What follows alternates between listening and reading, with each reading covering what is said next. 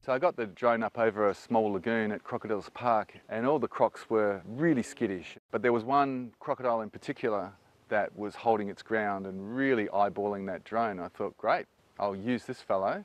He's in a stationary spot.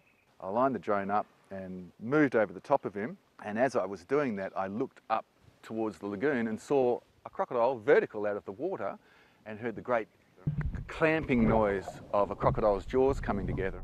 I thought, oh wow, that was a brand new drone. This is going to be a really hard one to explain to the boss.